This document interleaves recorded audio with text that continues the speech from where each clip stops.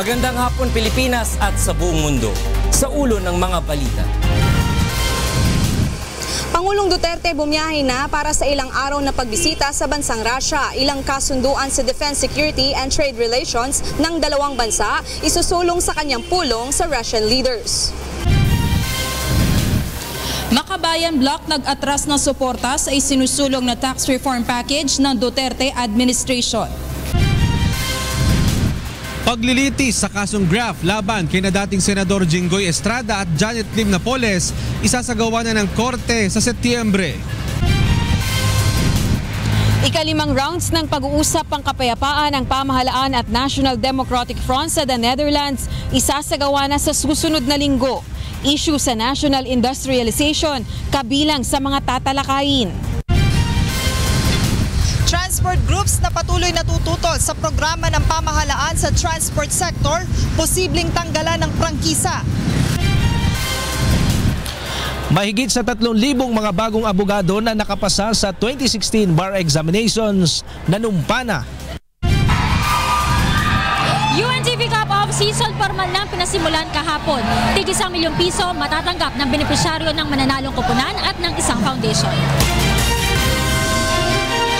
Una sa ating mga balita ngayong hapon, opisyal nang pinangalanan ni Pangulong Rodrigo Roa Duterte ang Benham Rice Region bilang Philippine Rice. Ito ay sa pamamagitan ng paglagda sa Executive Order No. 25 noong May 16, 2017. Layo nitong diin ang karapatan o sovereignty ng Pilipinas sa naturang undersea feature. Ang Philippine Rice ay may lawak na 24 na milyong ektarya at kabilang sa Exclusive Economic Zone at Continental Shelf ng Pilipinas batay sa international law.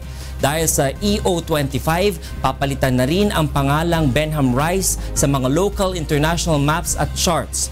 Ang Department of Foreign Affairs o DFA naman, katuwang ang National Mapping and Resource Information Authority ang magpaparating ng naturang impormasyon sa concerned international organizations. Sa ibang balita, magsasagawa naman ng joint assessment ang DENR at BIFAR sa lugar na posibleng pagtayuan ng mga estruktura sa Philippine Rice. Ito ang balita ni Ray Pelayo. Walang nakikitang problema ang Biodiversity Management Bureau o BMB ng DENR sa planong itayo ng Department of Agriculture na estruktura sa Philippine Rice. Ayon kay Director Teresa Mondita Lim, kailangan lamang anya ay ikonsidera kung saang lugar ito ilalagay at kung paano maiiwasan na maapektuhan ang marine ecosystem. Mag-uusap pa ang BMB at BIFAR para planuhing mabuti kung matutuloy ang proyekto. For as long as considered yon doon sa design ng whatever infrastructure na isa-set up doon at closely working with our biodiversity experts yung magde-design nun, hindi naman namin nakikita na magkakaroon ng problema. Noong nakaraang taon ay nagsagawa ng exploration ang pamahalaan sa nooy tinatawag pa na Benham Rice kasama ng ilang NGO. Nakita sa Benham Bank o ang pinakamababaw na bahagi ng lugar ang nagpatong-patong na corals. Malaki ang potensyal na pangitlugan ito ng mga malalaking isda gaya ng tuna. Siyempre, ang primary interest natin is ma-retain yung magandang quality ng marine ecosystem kasi yun din ang makakabuti sa pagpadami ng ating fisheries sa area. Ayon naman kay Senator Loren Legarda ng Senate Committee on Climate Change, patuloy niyang paglalaanan ng pondo ang pag-aaral sa mga yaman sa lugar. Benham Rice is very valuable in terms of the marine wealth. Samantala, inilabas na ang Executive Order No. 25 na nagpapalit ng pangalang Benham Rice sa Philippine Rice. Ayon sa DA, palalakasin ito ang pagbibigay ng senyales sa ibang bansa na ang Pilipinas ang may jurisdiksyon sa lugar. Ray Pelayo, UNTV News and Rescue, Quezon City.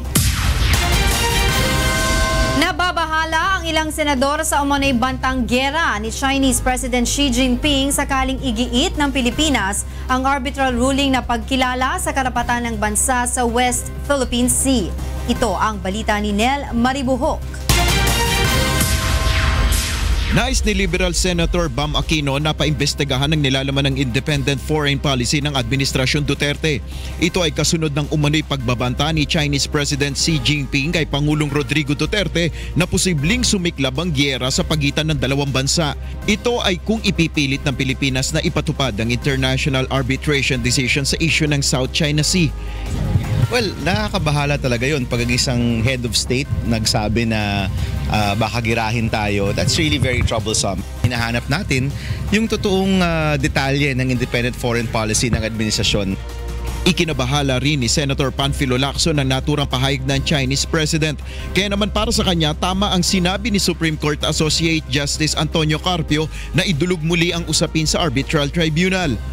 The matter should be brought to the attention of the United Nations. After all, we're basing our claim doon sa arbitral ruling, Ngunit ayon kay Senator Richard Gordon, masyado pang maaga upang magsampa ng diplomatic protest ang Pilipinas laban sa China dahil sa usaping ito. I think that's premature. We are a friend to China. They are a big neighbor. Muli naman tiniyak ng Malacanang na hindi nila isusuko ang labang ito kasabay ng patuloy na pagsusulong ng kapayapaan sa riyon. Naniniwala naman ang ilang mga senador na sa pamamagitan ng patuloy na dialogo sa China ay mareresolba ang usapin sa maritime dispute sa mapayapang paraan. Nel Maribuhok, UNTV News and Rescue, Senate of the Philippines.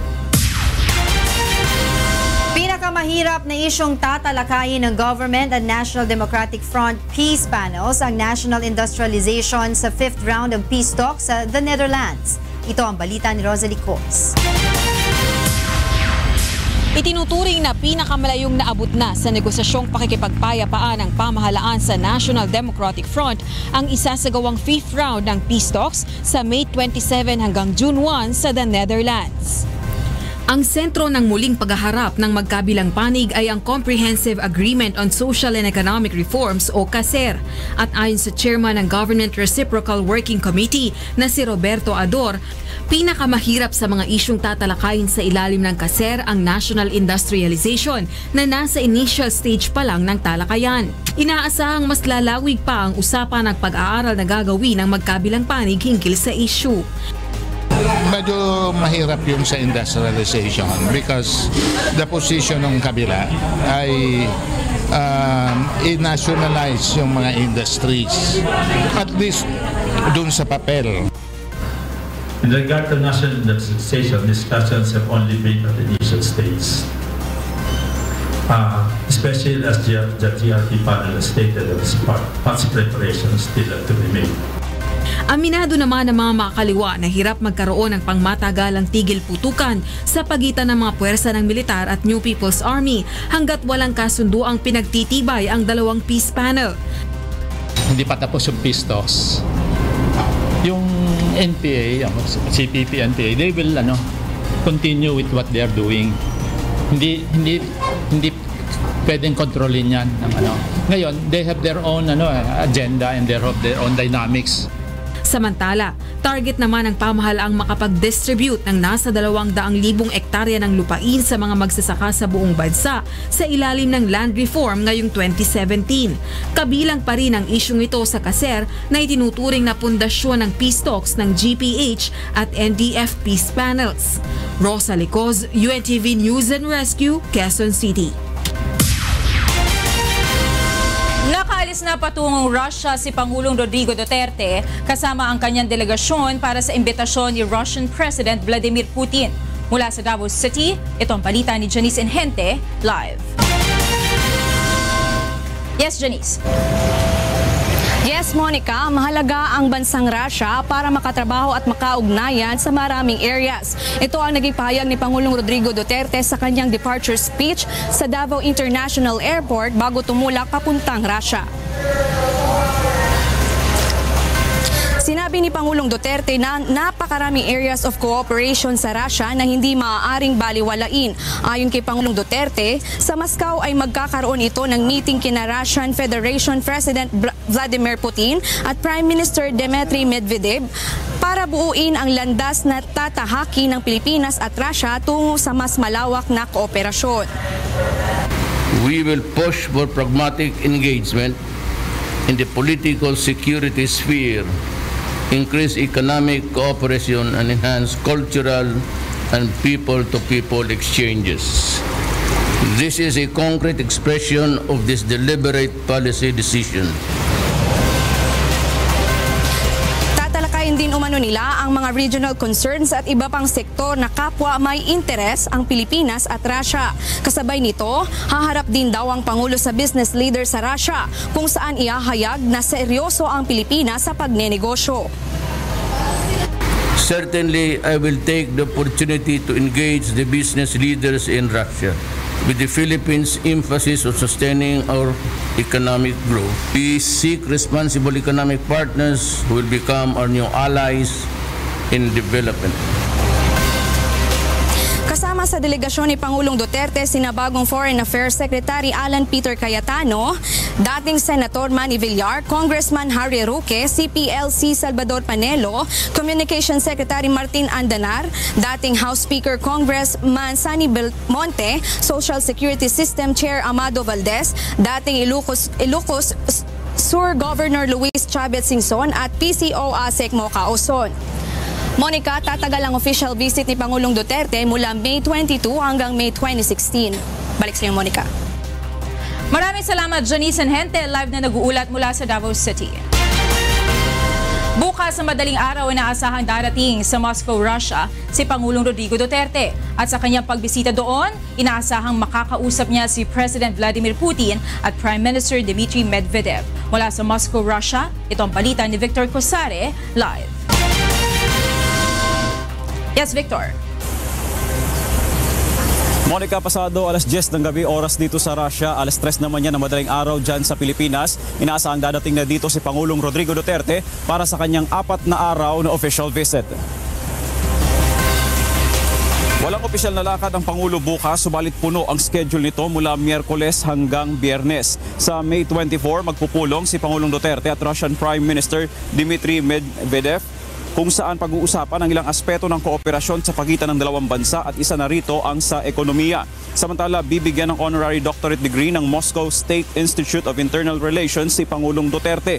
Nakatakda ding magsalita ang Pangulo sa harap ng Moscow State Institute of International Relations kung saan matatalakay nito ang pagsusulong ng Pilipinas ng independent foreign policy at ang kanyang mga suwestyon kung paano makakamit ang peace and security sa Asia-Pacific region. Kinabukasan naman, May 25, magpupulong si Pangulong Duterte at Russian President Vladimir Putin para talakayin ang magiging pagtutulungan ng Russia at Pilipinas sa aspetong political, defense at military. Sasaksihan din ng dalawang leader ang paglagda sa ilang kasunduan gaya ng Treaty on Extradition, Treaty on Mutual Legal Assistance in Criminal Matters, Memorandum of Understanding para sa pagtutulungan ng National Security Councils ng dalawang bansa at kasunduan pagdating sa defense at military and technical cooperation. Ayon sa Department of Foreign Affairs, nakapaloob sa military cooperation ang posibilidad ng pagbili ng Pilipinas ng mga armas sa Russia. Kinagabihan naman makakaharap ng Pangulo ang Filipino community sa Russia. May 5,000 Pilipino ang naririto sa Russia at 75% sa kanila ang bumoto kay Pangulong Duterte noong nakaraang halalan. Nakalinya din sa lakad ng Pangulo ang pagpunta sa St. Petersburg kung saan inaasahang bibisita ito sa isang military shipyard at sa isang business forum. Bukod sa mga miyembro ng gabinete, kasama sa delegasyon ng Pangulo ang grupo ng mga negosyante sa Pilipinas na makakaharap ang mga businessman ng Russia upang pag-usapan ang mga oportunidad ng pamumuhunan sa ating bansa. Mahigit sa 40 taon na ang bilateral relations ng Pilipinas at Russia, pero ayon sa kagawaran, sa nagdaang panahon, tila wala itong paglago at parang nagsisimula pa lamang. Nitong 2016, nasa $49 million lang ang halaga ng produkto na nai-export ng Pilipinas sa Russia at nasa 38,000 Russian nationals lamang ang bumisita sa bansa na mababa kung ikukumpara sa ibang Asian countries. Monica, malaki ang tiwala ng Department of Foreign Affairs na ang pagbisitang ito ni Pangulong Rodrigo Duterte sa Russia ay magpapabuti lalo ng relasyon ng Pilipinas at Russia. Monica? Victor, isang katanungan lamang, mapag-uusapan ba sa official visit na ito ang issue sa Philippine rice? Pakiulit, Monica. Victor, mapag-uusapan ba sa official visit na ito ni Pangulong Duterte ang issue sa Philippine rice? So far, Monica, doon sa mga ibinigay sa ating impormasyon ng Department of Foreign Affairs nung nagkaroon sila ng briefing, hindi nabanggit yan. Ang natalakay lamang nila, medyo broad yung binanggit nila sa pag-uusap ni Pangulong Duterte at ni Prime Minister Medvedev. Pag-uusapan yung ilang mga aspeto ng magiging kooperasyon ng Pilipinas at Russia. Isang punto doon yung sa aspeto ng ekonomiya. Doon naman sa meeting nitong si President Duterte at saka si President Putin, pag-uusapan naman yung aspetong kooperasyong politikal, kooperasyong defense, military at saka sa security. Pero mabanggit ko lang din, 2 beses magpupulong si President Duterte at saka si President Vladimir Putin. Meron yung extended bilateral meeting at meron namang isang maliit na meeting lang na medyo personal para sa kanilang dalawa na pag-uusap ang mangyayari, Monica. Alright, patuloy kami makikipag-ugnayan para sa iba pang update. Victor Cosare live mula sa Moscow, Russia. Susunod sa ito ang balita. Makabayan Bloc nag-atras ng suporta sa isinusulong na tax reform package ng Duterte administration. Paglilitis sa kasong graft laban kina dating Senador Jinggoy Estrada at Janet Lim Napoles isasagawa na ng korte sa Setyembre. Mahigit sa 3,000 mga bagong abogado na nakapasa sa 2016 bar examinations nanumpa na.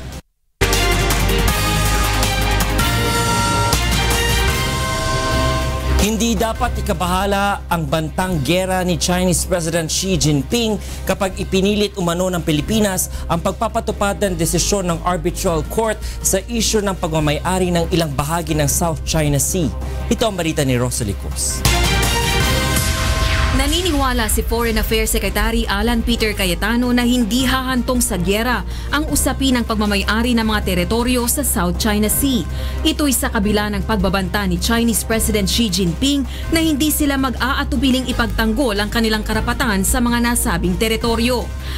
My interpretation in the meeting is that there was no bullying or pushing around, or it wasn't a threat in the sense na Pilipinas, pag hindi mo to ginawa, eto. Or China, pag hindi mo to ginawa. It was more that the threat of conflict will always be there if we do not dialogue. Anya, wala namang hindi nakukuha sa maayos na usapan, lalo na't maganda naman ang relasyon ni Pangulong Rodrigo Duterte sa naturang Chinese leader. So there was no language or even tone that would lead any of the two presidents to believe that there was disrespect for them or their country. It is but natural that when you talk about peace and when you talk about conflict, the word war may come up. Samantala, nagsagawa naman ng kilos protesta sa labas ng Chinese consulate sa Makati ang ilang militanteng estudyante upang kondenahin ang ginawang pananakot ng China. Kasabay nito ay hinikayat nila si Pangulong Duterte na gumawa ng hakbang upang ipagtanggol at igiit ang ating karapatan. Nanawagan ng mga kabataan ngayon na ngayon ang panahon para tumindig, ipagtanggol ang soberanya at teritoryo ng bansa, ipagtanggol ang inambayan laban sa mga imperialistang mananakop. Rosalie Cruz, UNTV News and Rescue, Philippines. Sa Setyembre na sisimula ng paglilitis sa kasong graft kaugnay ng pork barrel fund scam laban kina dating Senador Jinggoy Estrada at Janet Lim Napoles. Kaninang umaga, tinapos na ng Sandigan Bayan 5th Division ng pre-trial conference sa kaso matapos magkasundo sa documentary evidence ang panig ng depensa at prosekusyon. Itinakda ng korte sa September 4 ang trial sa graft case ni Estrada at Napoles habang sa darating na June 19 naman ang paglilitis sa kanilang plunder case. Nag-ugat ang kaso sa umano'y pagkuha ni Estrada ng mahigit sa 183 million pesos na kickback mula sa kanyang pork barrel fund.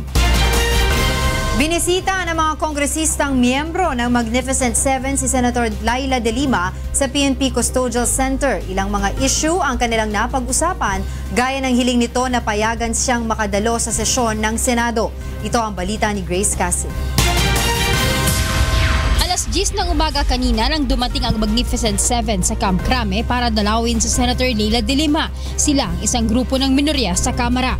Ayon kay Caloocan Representative Egay Erice, malaki umano ang tiwala ng senadora na tutulungan siya ni Senate President Coco Pimentel na payagang makadalo sa mga sesyon sa Senado. Bilang ama ng Senado, na mapagbigyan yung request niya na tuwing may importante lang naman na issue, hindi yung araw-araw, importante mapayagan siya na makaboto sa mga, for example, mga death penalty, mga ganong issues, tax reform. Wala ring nakikitang mali ang ilang kongresista sa hiling na ito ni De Lima. That's also the right of a sitting senator, and even the Senate can take cognizance of that, but again, it's the decision of the Senate President. Nitong May 11, sumulat si De Lima kay Pimentel para humingi ng suporta at assurance na mapagbibigyan ng kanyang hiling bilang kasamang senador, dating kaibigan at election client.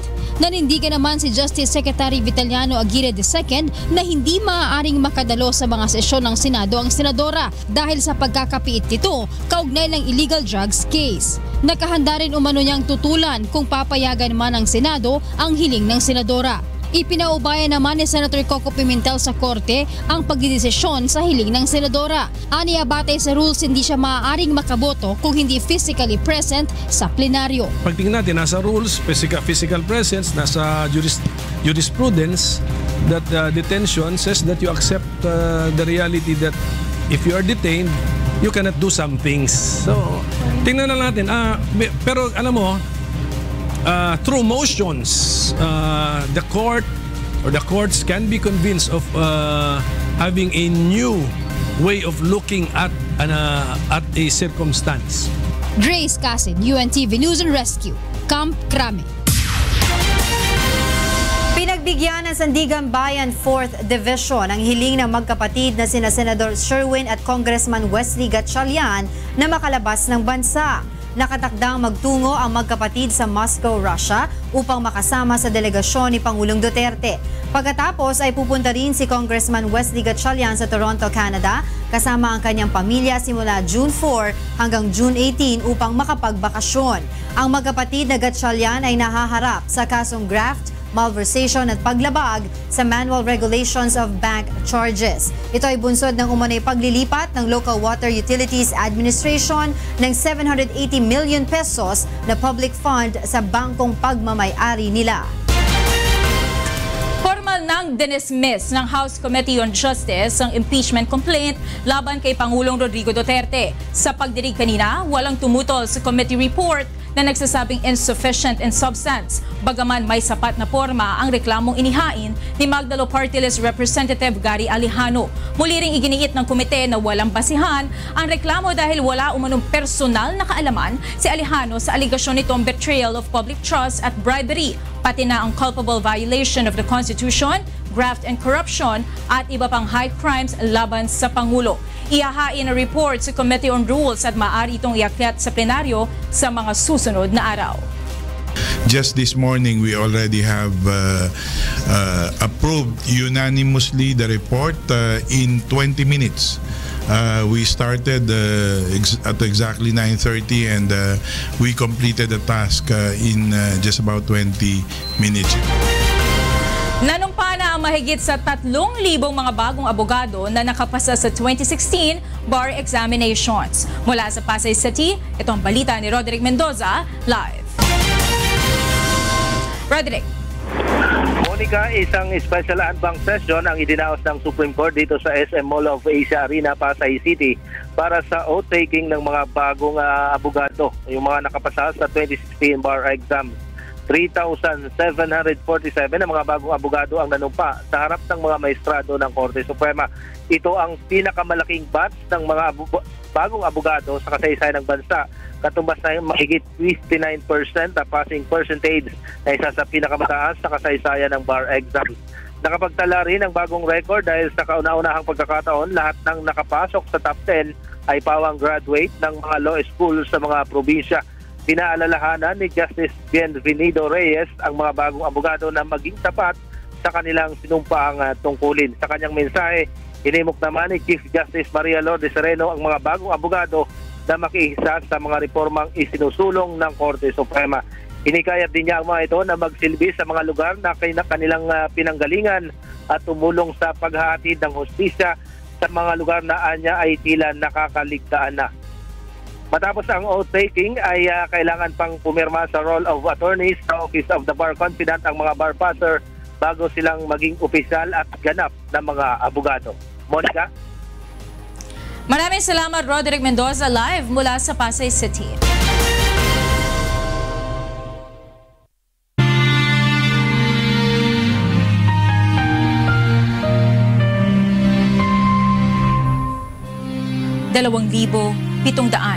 at 37 araw na po ang nakalipas mula na maganap ang malagim na Maguindanao Massacre.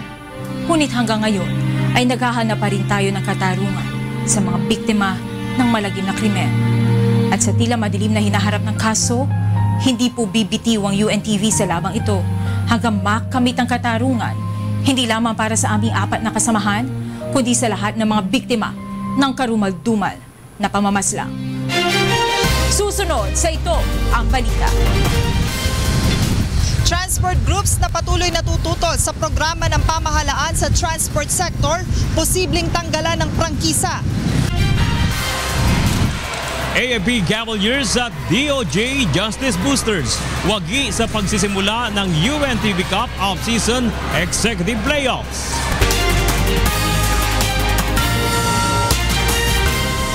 Iniurong na ng Makabayan Bloc sa pangunguna ni Bayan Muna Representative Carlos Zarate ang kanilang suporta sa proposed tax reform package. Ito ang balita ni Joyce Balancho. Nagsagawa ng kilos protesta sa harap ng Kamara kaninang umaga ang Bayan Muna Party List bilang pagtutol sa proposed tax reform package na isinusulong na maipasa sa Kamara bago matapos ang sesyon. Ayon kay Congressman Carlos Zarate, bagaman co-author siya ng nasabing panukala, binabawi na ng buong Makabayan Bloc ang suporta dito dahil sa epekto nito sa mga mahihirap. Bagaman pumapabor kasi sila sa pagpapababa ng income tax, tinututulan naman nila ang paglalagay ng buwis sa iba pang serbisyo at produkto, kabilang na ang 12% dagdag na value-added tax sa renta o upa sa mga hindi bababa sa 10,000 pesos kada buwan. Sa ilalim ng probisyong ito, ang may buwan ng renta ng 9,000 pesos ay magbabayad pa ng dagdag na 1,080 kada buwan o katumbas na mahigit 12,000 piso kada taon. Huwag gawing isang pakete, no? Ang lumalabas kasi rito parang na-hostage ka dahil naisama naman yung magandang feature doon sa tax reform. Maging ang dagdag buwis sa produktong petrolyo at LPG ay tinututulan rin ng Makabayan Bloc. Dapat kolektahin ng gobyerno at hindi magpataw ng panibagong buwis sa overtax and overburden, especially yung ating mga consumers. No? Samantala, maging ang sektor ng kooperatiba, hindi rin pabor sa pagtanggal ng tax exemption ng cooperatives sa tax reform package. Kung mawawala yan, definitely, particularly sa mga credit co-op, hindi sila isa-subject to but they will be imposed GRT. No.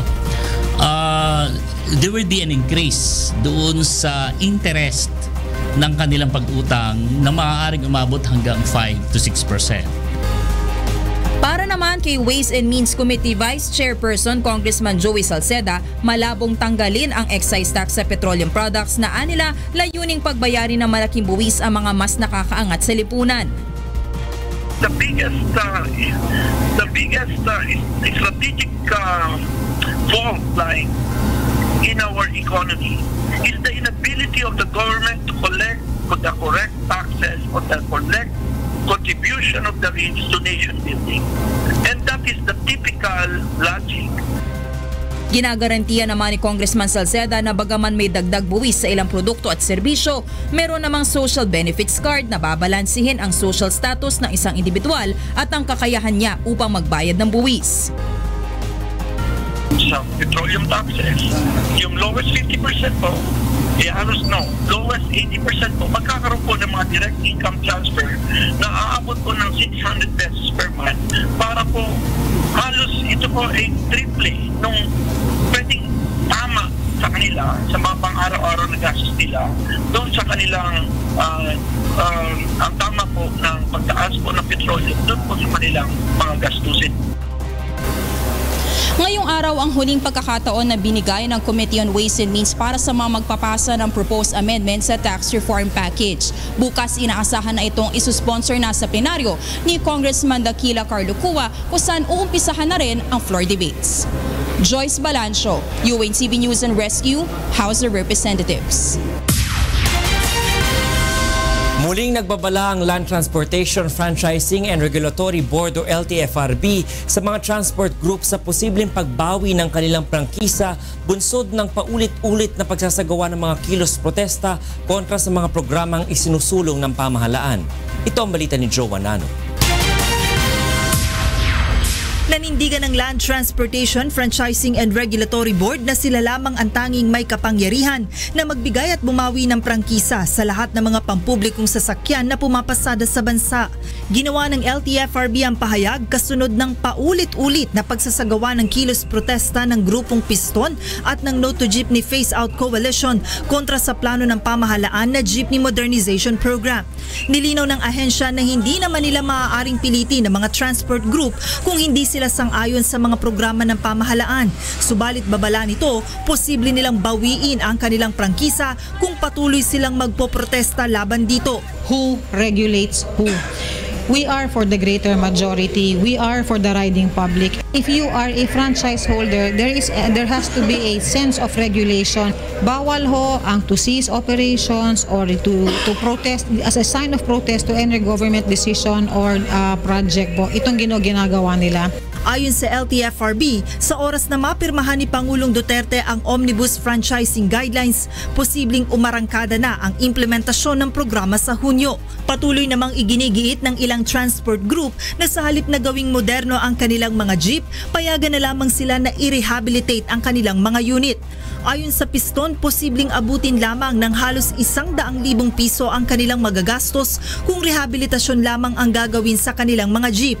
Lubhang malayo ito sa 1.6 million pesos na halaga ng isang unit ng hybrid o electronic jeepneys na planong ipalit ng pamahalaan. Hindi po namin kakayanin yan unless ibabaon nila kami sa utang. Ang mabisang malaking epekto nito, kapag ito ang pumalit sa kasalukuyan natin mga jeepney, magre-resulta po yan sa mataas na pamasahe. Sa isinagawang protest caravan kanina, 11 jeepney units ang natuklasan ng LTFRB na out of line at walang special permit. Kaugnay nito, ipatatawag naman ng mga ito ng LTFRB upang kunan ng paliwanag kung bakit hindi dapat bawiin ang kanilang prangkisa. Muli namang umapela ang LTFRB sa ilang transport groups na sana ay maunawaan ang magandang layunin ng Jeepney Modernization Program para na rin sa pagpapaunlad ng sistema ng transportasyon sa bansa. Joanano, UNTV News and Rescue, Quezon City. Magpapalabas naman ang Land Transportation Franchising and Regulatory Board o LTFRB ng panuntunan bilang gabay sa public utility drivers sa tamang pwesto ng signages o karatula ng kanilang mga sasakyan. Nagbabalik si Joanano. Isang memorandum circular ang nakatakdang ipalabas ngayong linggo ng Land Transportation, Franchising and Regulatory Board hinggil sa tamang posisyon ng mga signages sa mga pampublikong sasakyan.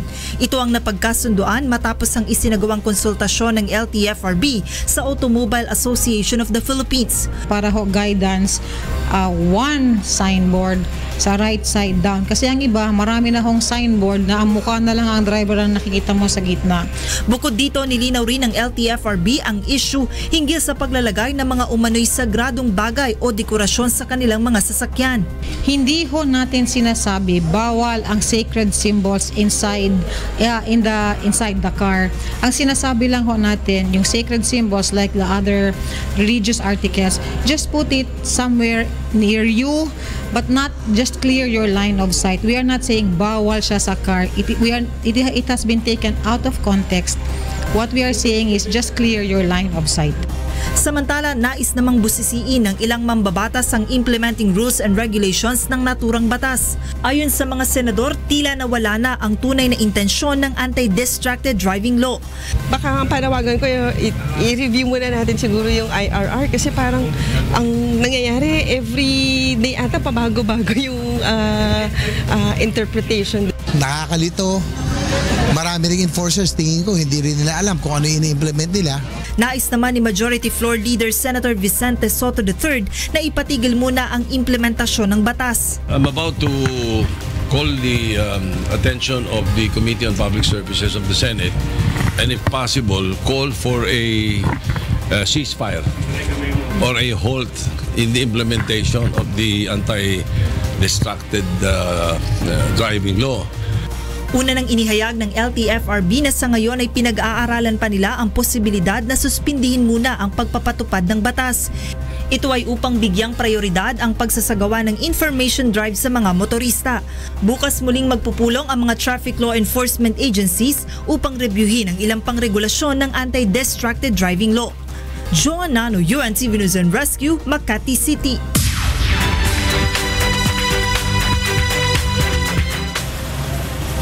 Maayong gabi sa atong mga kasangbahay. Aniya na ang mga balita gikan sa nakalain-laing dapit sa Pilipinas.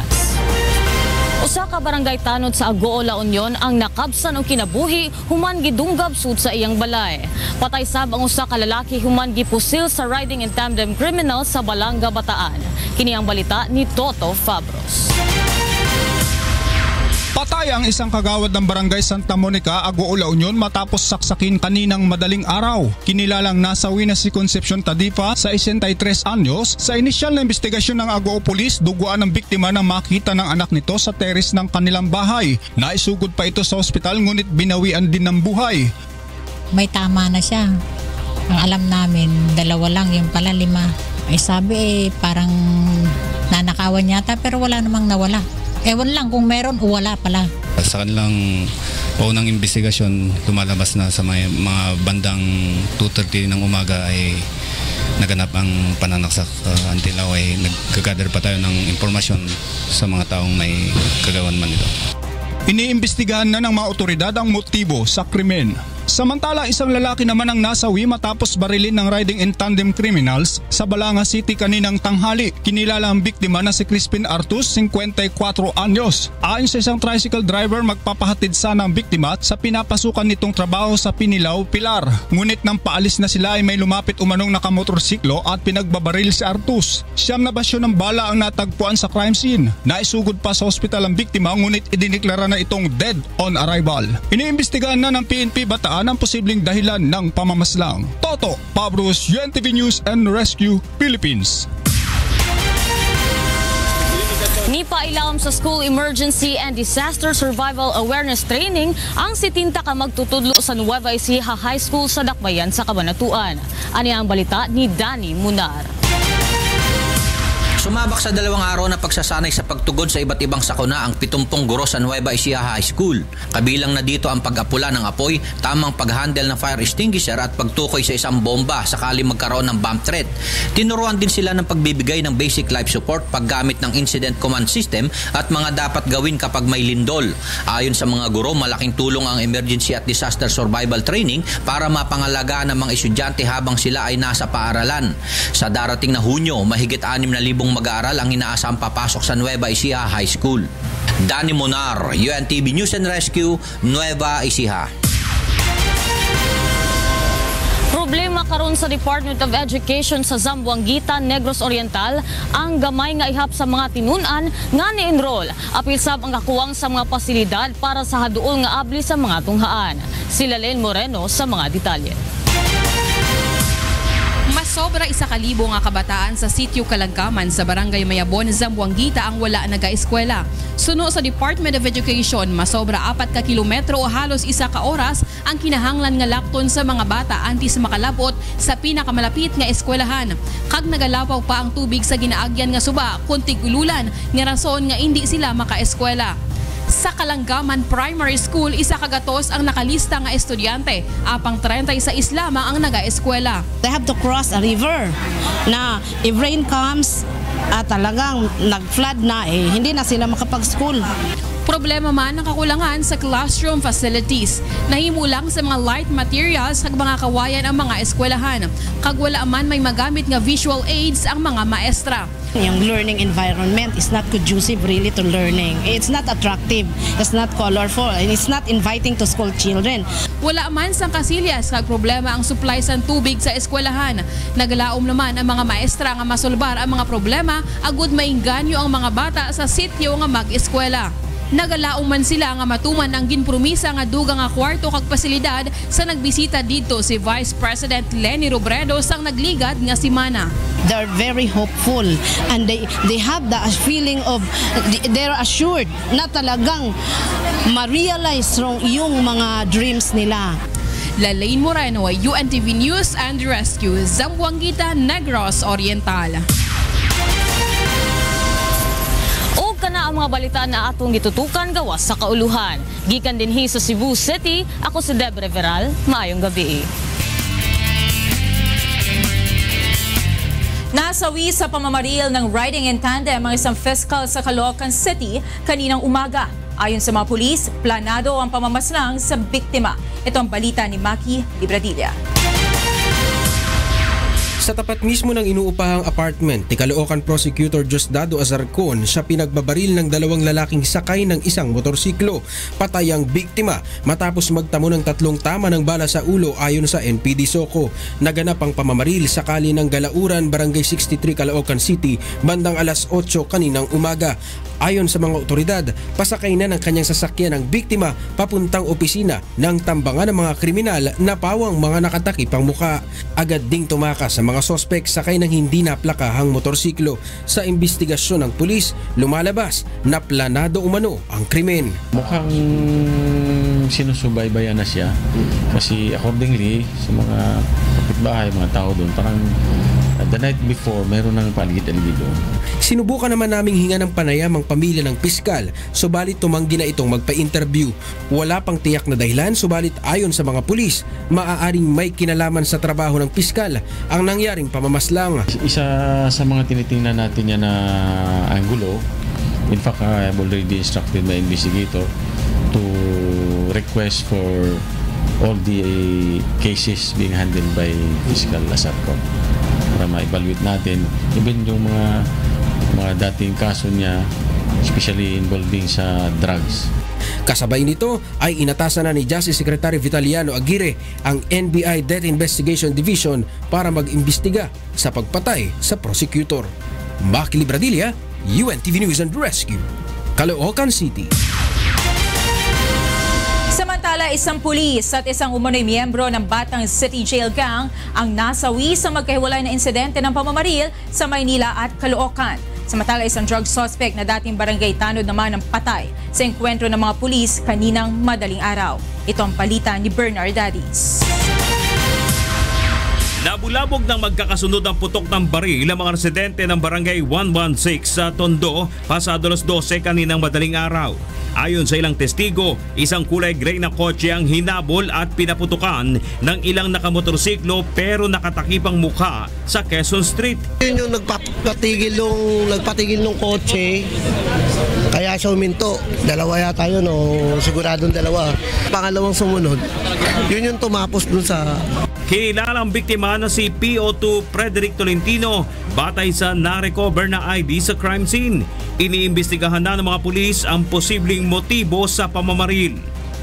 Samantala, isang di pa nakikilalang lalaki ang natagpo ang patay sa bahagi ng Josepina Corner 3rd Avenue sa Caloocan City alas 10:35 kagabi.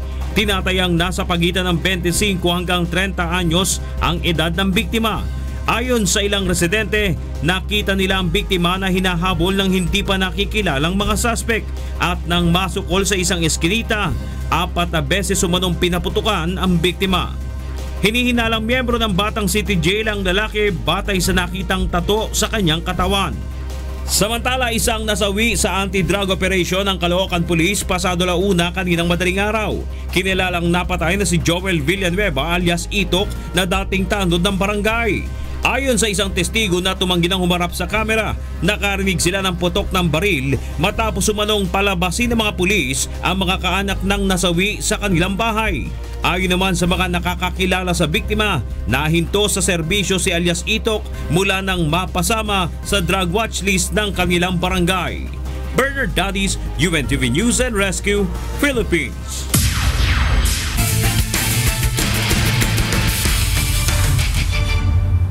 Lanaig ang AFP Cavaliers at DOJ Justice Boosters kontra Senate Sentinels at Judiciary Magis sa pagsisimula kahapon ng UNTV Cup Executive Face-Off. Ito ang balita ni Bernard Dadis. Side step, basket. Very nice flick.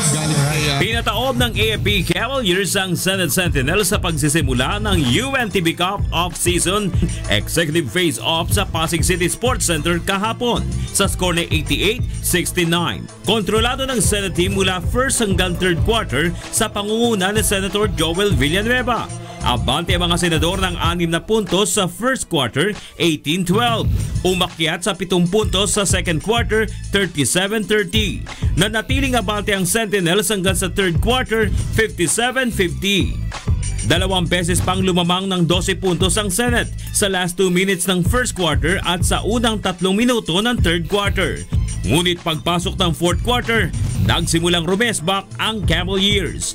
Napako na sa 69 points ang Sentinels mula sa last 4 minutes and 16 seconds ng ball game hanggang sa maubos ang oras.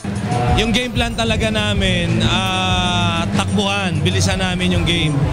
Nung first half kasi, medyo tinago namin yung trap eh. Sabi ko, pag hindi kailangan, hindi natin gagawin. Pero nung nilamangan na kami ng malaki, sabi ko, pinagandaan natin, gawin natin. Tinanghal na best player of the game si Brigadier General Hener Del Rosario na nagpaputok ng 20 puntos, 6 na rebound at 2 steals. Yun ang sinabi sa amin ng coaching staff, yung sinabi niya, running game tayo, malakas ang resistensya natin, bisi kung kaya ng tapatan tayo ng kabila. So nakita naman, hindi masyado silang nakatapat, nalamangan na namin ng fourth quarter. Bistulang nagwagi naman sa championship match ang pakiramdam ng DOJ Justice Boosters nang talunin sa dikdikang bakbakan ang Judiciary Magis sa score na 56-50. Pukpukang umaatikabo ang team ng justices at judge kontra team ng mga state at city prosecutors. Nanguna sa DOJ, si Lipa City OIC City Prosecutor Nonilon Tagalikod na kumamada ng 12 points, 5 rebounds, 4 assists, 6 steals at 1 block, kaya tinanghal na best player of the game. Samantala may combined 30 points naman si Court Administrator Jose Midas Marquez at Florida Blanca Pampanga Presiding Judge Wendell Ramitere para sa Judiciary. Matatanda ang huling nagwagi ang DOJ sa regular season 1 beses noong Season 4 at wala namang naipanalo sa 6 na laban noong Season 5. Kaya para sa DOJ, napakahalaga ng pagkapanalo na ito sa kanilang koponan. Sumusunod, kahit mga bossing sumusunod sila. Kung anong sinabi ko, yun ang ginagawa nila. Siguro nanalo kami dahil mahirap kalaban ng judiciary eh.